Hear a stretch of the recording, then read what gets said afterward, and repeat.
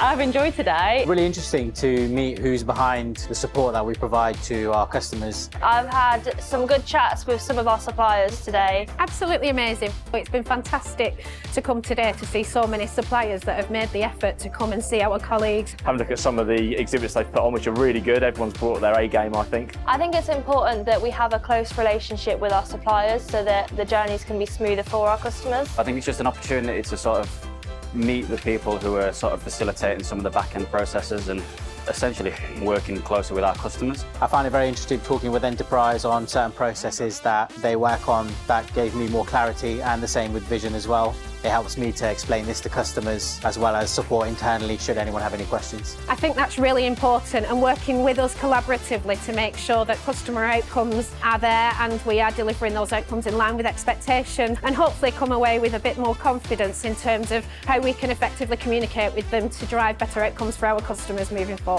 A lot of the suppliers have done a really good job of making the stands interactive. I've had a go at them all, yeah, they're all really good and interactive, and just a little bit of learning with fun as well. I got involved we had a car racing track on one of the stalls, and yeah, very competitive are we, and I must have tried 7 times and failed every single time. I did enjoy the skill electrics.